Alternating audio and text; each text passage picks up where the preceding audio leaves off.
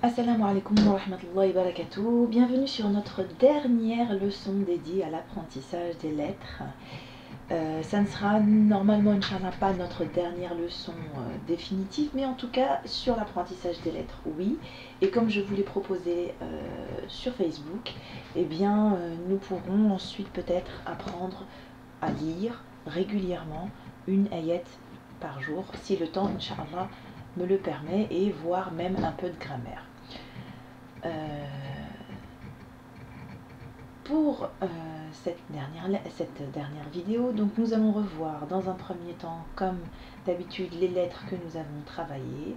Voici ici la lettre Alif qui sert de support en fait à la Hamza. La Hamza qui peut avoir deux autres supports, à savoir la lettre Waw et la lettre Ya que nous allons revoir après. La lettre Ba avec un point en bas, la lettre Ta avec deux points en haut, la lettre Tha avec trois points en haut. Je rappelle, Tha c'est comme un S avec la langue qui sort, Tha entre les deux dents. La lettre Ha, Ha Ha Ha, la lettre Kha, Kholala, la lettre Del comme le D en français, la lettre Zel, un Z avec la langue qui sort entre les deux dents, Zel, la lettre Ra avec le R roulé, la lettre Sin, l'équivalent du S en français, la lettre Shin, l'équivalent du Sh, la lettre Sad, un Sin bien plus emphatique. C'est la différence entre sinus et savoir. Un peu ça en fait, un sinus et un savoir. Si on pouvait vraiment essayer de faire un comparatif par rapport au français.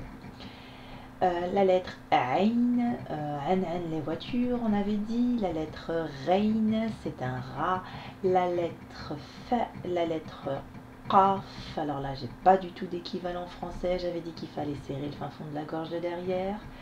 Que ça devait venir de très très loin. La lettre Kaf, là par contre, c'est le cas français. La lettre Lem, le L, la lettre Mim, le M, la lettre Nun, le N, la lettre Ha, pas d'équivalent, mais on le prononce et on sait le prononcer. Il faut juste se concentrer, c'est quand on soupire. La lettre Waw, qui sert de support donc à la Hamza comme j'ai dit tout à l'heure, et la lettre Ya, équivalent du Y français, qui sert aussi de support à la lettre Hamza. Et je rappelle que Waw et Ya et Alif sont trois lettres de prolongation des sons. Alors, pour étudier de nouvelles lettres, j'ai changé un petit peu de méthode pour cette dernière leçon. Je vous présente tout simplement du vocabulaire, toujours tiré du Coran, avec la lettre qu'on va étudier à différentes positions, au début, au milieu et à la fin. Donc voilà le premier mot de vocabulaire, Doha, qui est le titre d'une sourate d'ailleurs, d'une très belle sourate qu'on va lire tout à l'heure et en faire un mini tafsir. Donc Doha qui signifie la clarté du jour et qui représente la sourate 93 du Coran. Donc vous voyez ici la lettre Dad. Alors la lettre Dad est pour moi personnellement francophone celle qui m'a posé le plus de problèmes, encore pire que la lettre Qaf. Je vais vous dire pourquoi. Parce qu'elle a d'énormes similitudes avec la lettre Del et avec la lettre Vard qu'on va voir après. Donc pour le moment je vais vous la dire comme ça, et puis après j'essaierai de vous faire les différences par rapport aux autres lettres que je vais vous présenter. Donc Dad au début, Dad au milieu, donc Wada, Wada, décharger, délivrer, accoucher, et enfin à la fin du mot Al-Ard, Al-Ard donc qui signifie la terre. Une autre lettre, alors la lettre Ta, alors, qui est à différencier du ta. Ta c'est le T, pas c'est très emphatique, d'accord. On a l'impression qu'en fait qu'on gonfle la bouche quand on prononce. Donc ta au début, je vous ai donné comme mot tour. Le mot tour ça veut dire un mont ou une montagne. Hataba, donc hatab, pardon, excusez-moi, hatabun. Hatabun, c'est une bûche ou du bois. Et comme je n'ai pas trouvé de mot à la fin, je vous représente la lettre cette fois-ci Vod. Alors attention, j'ai dit Bod, pas, Vod. Alors Vod, au début, ça s'écrit de la même manière en fait que le pas, sauf qu'on rajoute un point. Donc Vahrun, Vahrun, c'est un do. Et à la fin, donc ça aura la même écriture que la lettre pas à la fin, sauf qu'il y aura un point. Mahfouz. Alors, j'ai les trois là, lettres qui m'ont posé énormément de problèmes en tout cas. Peut-être que vous, non. Alors, principalement, moi, ça a été celle-là, va et dod. J'ai eu énormément de mal à correctement les prononcer. Alors, qu'est-ce que je peux vous donner comme petit truc pour passer ce cap? Vod, Vod, c'est comme un vel, mais on gonfle la bouche. Et on sort bien la langue. Donc, vel, c'était comme le the en anglais. J'avais dit que c'était un z, et on sortait légèrement la langue entre les deux dents. The, they, vel. Là, Vod, on doit encore, j'ai envie de dire, plus sortir la langue et vraiment gonfler les joues, Vod, pour que ça soit très emphatique.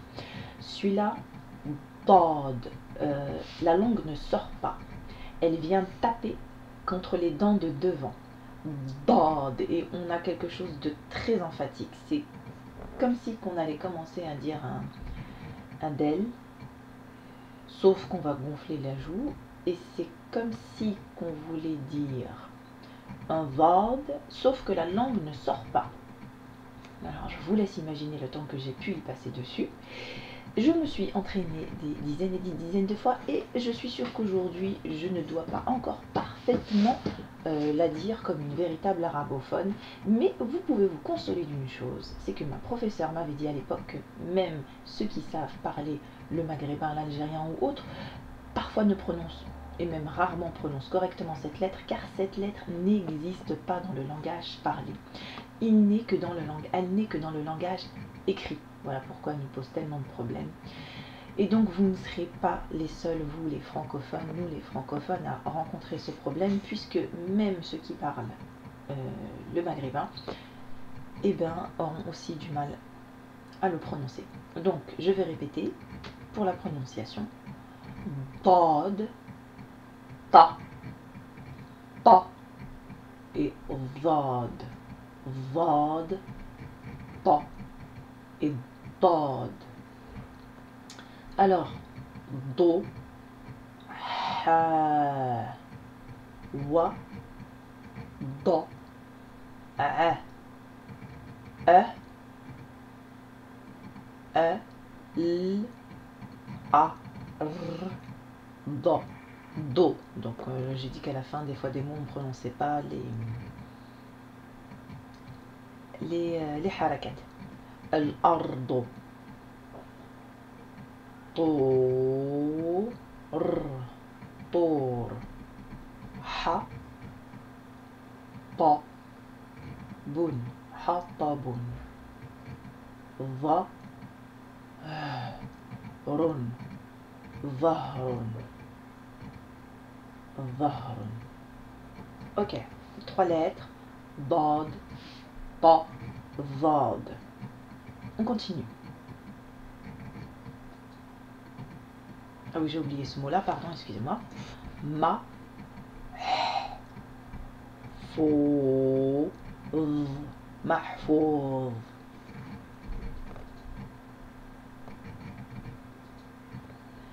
Alors, plus facile, la lettre Jim, équivalent à la lettre J en français, a une petite connotation près. Savoir que quand on fait de la lecture arabe, donc on prononce la lettre Jim, J'a, qui signifie apporter. Sauf que quand vous écoutez les récitateurs dans le Coran, cette lettre se prononce Jim. Ça nous donne Ja'a, Ida Ja'a Nasrullahi wal Fath. D'accord? Donc, je répète, Dans la lecture du Coran, ça se prononce ja'a. Et dans la lecture littéraire, ça se prononce ja'a. Donc bien faire attention. Donc arriver, venir, apporter. Sajada. Sajada, c'est se prosterner. Donc dans le Coran, ça donnerait sajada. Ok, sajada. Jim au milieu. Et enfin, la lettre jim à la fin. A, ra, ja, akhraja. Bien attention, kha, un point au-dessus, jim, un point en bas. Ne mélangez surtout pas les deux parce que si vous confondez, ça vous donnerait asharaha. Alors que c'est pas du tout ça, c'est akhraja. Akhraja ou akhraja si c'était dans le Coran. Et enfin, dernière lettre de l'alphabet qui est très simple, la lettre Zay, qui est l'équivalent du Z français. Z, I, tu, nun. Z, I, tu, nun. Zaytoun, qui est un olivier. Zaytoun. Et enfin, Zay, alors ici vous l'avez au début parce qu'elle ne s'attache pas. Ah oui, pardon, j'ai oublié de le préciser, ça c'est important. La lettre Zay ne s'attache pas par la gauche. Donc vous avez ici Zay nécessairement au début mais aussi isolé. Et là vous avez la lettre Zay qui est au milieu mais aussi à la fin puisqu'elle ne s'attache pas par la suite. Et donc ici ça nous donne Za, L, Za, La, Zalzala. Ida zulzilatil ardu zilzalaha. D'accord. Zalzala, faire trembler, ébranler. Alors, maintenant qu'on a terminé de voir toutes les lettres, donc on refait un rappel ici. Nous venons de voir la lettre Jim. Nous venons de voir la lettre Zay. Nous venons de voir la lettre Bad, la lettre Pa, la lettre Vad. Alors, j'en profite pour refaire un briefing sur ce qu'il ne faut pas mélanger. Ta ici en rose clair, 2 points au-dessus. Pa, très emphatique. Del ici en gris. Vel en jaune. Vad en violet. Et Bad en bleu. Bad. La langue veut sortir mais elle est bloquée par les dents. Bad. Et j'ai gonflé. Vad. Vel. Del. Ta. Pa. Kef. Qaf. Sin. Sad. Ain. Rein. Ok, vous inquiétez pas si dans un premier temps vous n'y arrivez pas, que c'est compliqué. Tout ça c'est vraiment un travail. Je vous dis moi encore au jour d'aujourd'hui, je prends mon temps. C'est pas grave, si ça doit prendre même des années, ça prendra des années. Mais l'essentiel c'est qu'on s'y applique avec notre cœur et qu'on donne le meilleur de nous-mêmes, Inch'Allah.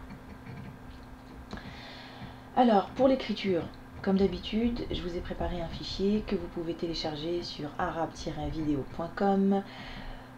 Donc vous téléchargez, vous imprimez le document de la leçon numéro 16 où vous allez retrouver tout le vocabulaire que je viens de vous présenter et où vous pourrez vous entraîner bien évidemment à l'écrire. Alors, pour s'entraîner, sur cette dernière leçon, je vous propose de lire la lecture, donc de lire la sourate Doha, qui est une très belle sourate. Une belle sourate et aussi importante, et qui a pour qualité d'apaiser le croyant. Alors ce que je vous propose, c'est de faire un tafsir au fur et à mesure qu'on va lire chaque ayat. Alors, d'abord, avant de faire le tafsir et de lire chaque ayat, on va resituer quand même la sourate dans son contexte. Donc pour ça, je me suis appuyée sur le tafsir d'Ibn Kathir. et donc mélangé avec un petit peu d'autre. Alors Doha, c'est la 11e sourate qui a été révélée, donc dans l'ordre chronologique, même si elle apparaît comme étant la 93e dans le Coran, et elle a été entièrement révélée à la Mecque. Alors voyons un peu le contexte de cette révélation. Alors là-dessus il y a des divergences, donc ça serait durant 12 jours, ou bien 15, ou bien 25, ou bien 40, sans d'autres références. Dans tous les cas, pendant un certain nombre de temps, la révélation des versets coraniques s'est interrompue. Alors imaginez un petit peu l'état dans lequel s'est trouvé le prophète sallallahu alayhi wa sallam, qui venait d'avoir sa révélation il y a quelque temps et qui s'est retrouvé sans rien. Et la femme d'Abu Lahab venait narguer le prophète sallallahu alayhi wa sallam et lui disait: alors, il est où ton Satan? T'a-t-il dit au revoir? T'a-t-il abandonné? Et ça a mis extrêmement mal à l'aise le prophète sallallahu alayhi wa sallam, qui a beaucoup angoissé. Alors, quelle était la raison de l'absence de cette révélation? Khawla, donc la servante du prophète sallallahu alayhi wa sallam, relate qu'une fois il arriva qu'un chiot entra dans la maison du messager d'Allah sallallahu alayhi wa sallam, et que ce chiot s'était caché en dessous du lit. Le prophète sallallahu alayhi wa sallam a demandé alors: ô Khawla, qu'est-ce qu'il s'est passé dans ma demeure? Pourquoi Djibril ne vient-il plus me voir? En fait, le chiot il était mort en dessous du lit. Alors elle lui a proposé donc de balayer, de nettoyer sa maison. Et lorsqu'elle s'est abaissée pour balayer en dessous du lit, elle a trouvé donc ce chiot mort. Elle l'a pris, elle l'a jeté, et c'est alors que le messager d'Allah est revenu en tremblant avec une nouvelle révélation où Djibril lui a appris donc cette sourate Ad-Doha et lui a aussi informé du coup que les anges n'entraient pas dans une demeure où se trouvait un chien. Wallahi a'lam, je vous dis simplement, hein, encore une fois, ce que moi j'ai pu lire dans le tafsir d'Ibn Kathir. Alors, les mérites de cette sourate, c'est une manifestation donc de la bonté divine que Allah subhanahu wa ta'ala a envers ses créatures, et d'abord en premier lieu évidemment envers son messager. Car dans cette sourate, on nous invite à nous rappeler des bienfaits d'Allah. On nous invite à être humbles envers nous-mêmes, de nous comporter correctement et généreusement envers l'orphelin, le quémandeur. Donc c'est une sourate apaisante, et vous allez la voir quand on va la lire au fur et à mesure. Allons-y. Alors, j'ai pas recopié le texte volontairement pour que vous le voyiez tel qu'il est écrit dans le Coran, avec les difficultés parfois liées à l'écriture. Ok? C'est parti. Bismi Allahi Ar-Rahmani Ar-Rahim. Bismillahirrahmanirrahim. Ya'udhu billahi minash shaitanir rajim. Bismillahirrahmanirrahim. Wa Doha. Alors, vous voyez ici, vous avez l'article, la lettre lam ne porte pas de soukoun, donc elle est ici devant ce qu'on appelle une lettre solaire qui porte une shadda, et l'article est tavalé. Wa Doha. Ici, vous avez la alif de prolongation, donc c'est un mot qu'on a vu depuis tout à l'heure.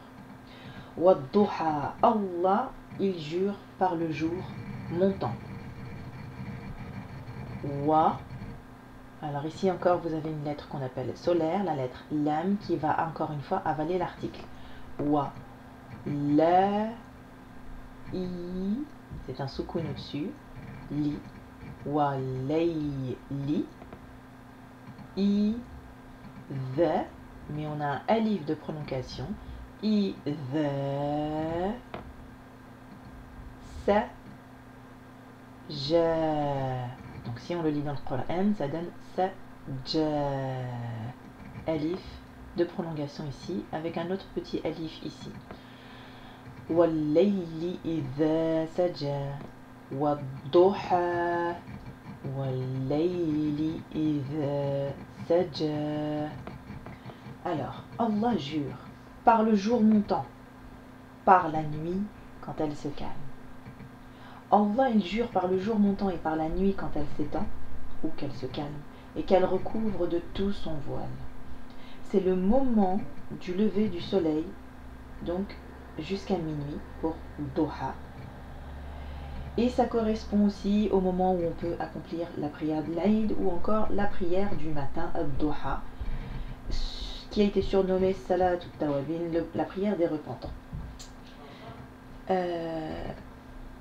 Il y a un rapport en fait entre ces deux ayats et le contexte de la révélation. Car le lever du soleil ferait référence à la reprise de la révélation et le calme de la nuit c'est rapporté en fait à son arrêt. D'accord ? Donc une vie sans lumière, c'est une vie sans la lumière donc de la révélation, ça s'apparente en fait aux ténèbres à la nuit.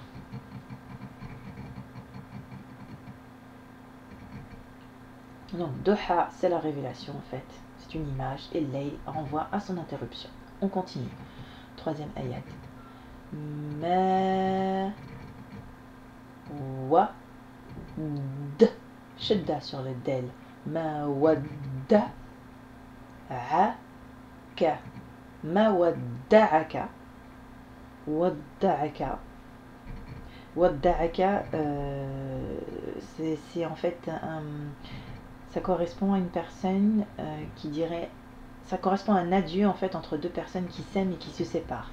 Ma wadda'aka rabbu, shidda sur le ba, rabbuka, ma wadda'aka rabbuka wa ma qala, ma wadda'aka rabbuka wa ma qala. Ton Seigneur ne t'a ni abandonné ni détesté. Là, Allah il lui rappelle, il lui réconforte. Il lui dit, je t'ai pas abandonné, je ne t'ai pas détesté.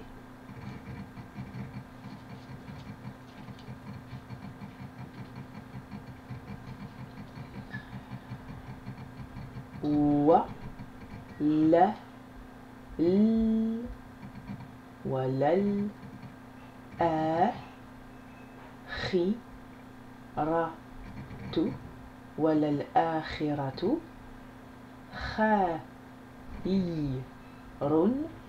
khayrun wala al-akhiratu khayrun laka wala al-akhiratu khayrun laka mina al-ula wala al-akhiratu khayrun laka mina al-ula. Qu'est-ce qu'il lui dit? Il lui dit que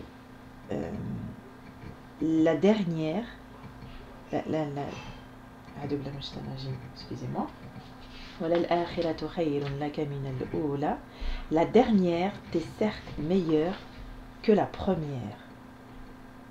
Allah ici, il le réconforte et il lui dit que sa vie terrestre, elle va aussi bien s'améliorer, et il lui dit aussi que la vie éternelle sera meilleure que ce qui s'est déjà passé pour lui.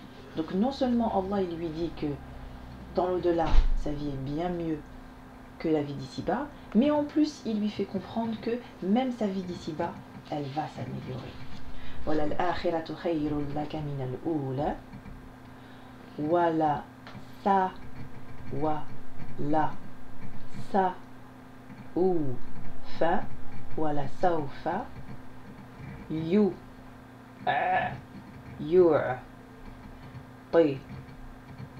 ti ka wala sawfa yu'tika rabbu shidda rabbuka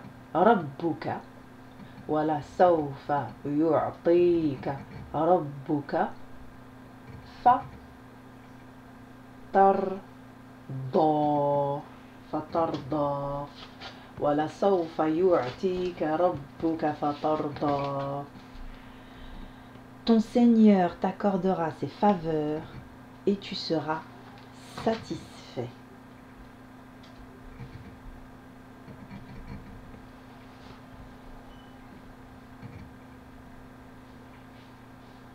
Donc là, il lui rappelle encore que il va le combler ici-bas et dans l'au-delà.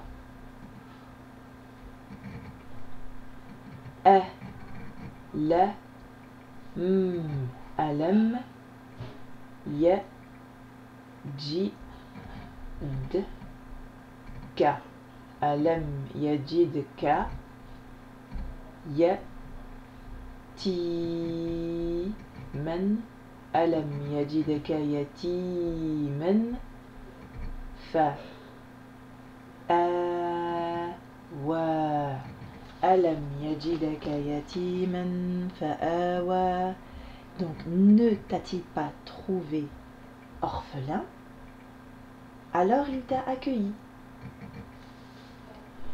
Wajadaka wajadaka dalan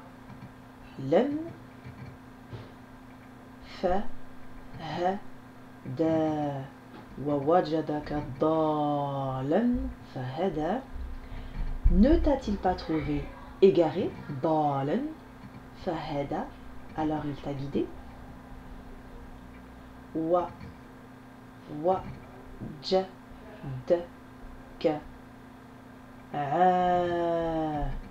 ailan wajadaka ailan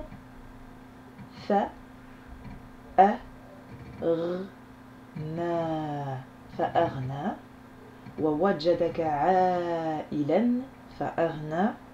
Ne t'a-t-il pas trouvé pauvre, alors il t'a enrichi. Là, Allah lui rappelle ses bienfaits, donc il est là pour nous le rappel aussi de la miséricorde et des bienfaits d'Allah. C'est que il était d'abord orphelin, car je vous rappelle qu'il a perdu son père avant même que sa mère n'accouche. Il a ensuite perdu sa mère, très très jeune à l'âge de 6 ans, puis ensuite il a perdu son grand-père et il a été à la fin recueilli par son oncle, qui l'a protégé jusqu'à sa mort. Grâce à qui? Grâce à Allah. Ne t'a-t-il pas trouvé égaré? Alors il semblerait qu'il y ait une histoire par rapport à cet égarement. Wallahi a'lam. Il semblerait qu'une fois il ait failli se perdre et que en fait Jibril l'aurait remis sur le chemin.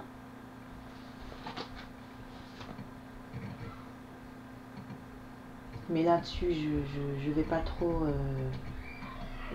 tergiverser parce que j'ai pas de source sûre. Et enfin, il était pauvre et Allah l'a enrichi, et il l'enrichira d'ailleurs aussi dans la vie de l'au-delà. Donc ici on nous rappelle les bienfaits d'Allah, qu'il faut avoir l'yaqin aussi vis-à-vis d'Allah, parce que ça, n'importe qui peut se retrouver dedans. Certes, il s'adresse aux prophètes, mais c'est aussi un message très large à tous les croyants.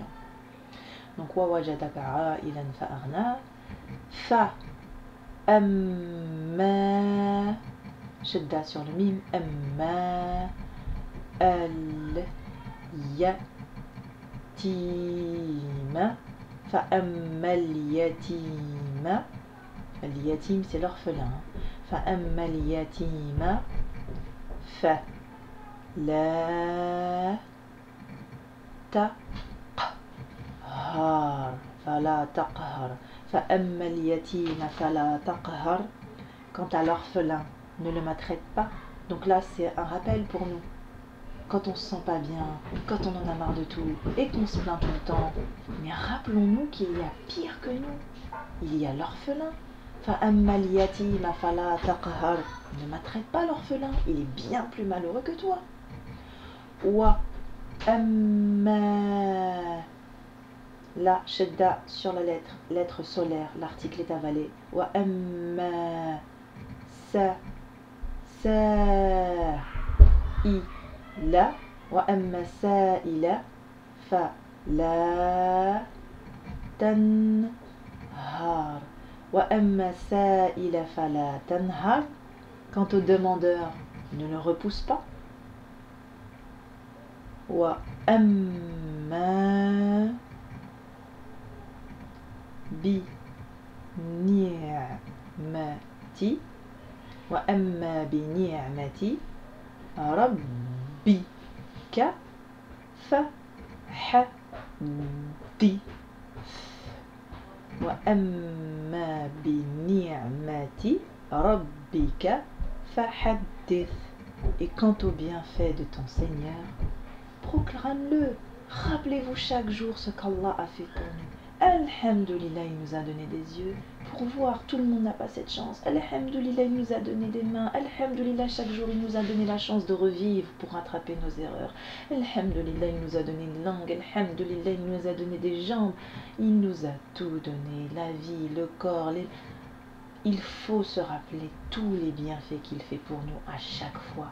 Et cette sourate est là pour nous redonner de l'espoir, de la confiance. Voilà, c'est la dernière vidéo donc, qui marque la fin de l'apprentissage de la lecture. J'espère que vous savez lire, que vous avez réussi à lire assez facilement cette sourate.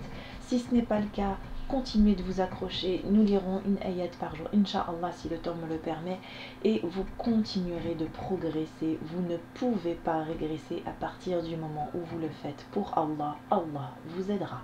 Assalamu alaikum wa rahmatullahi wa barakatuh.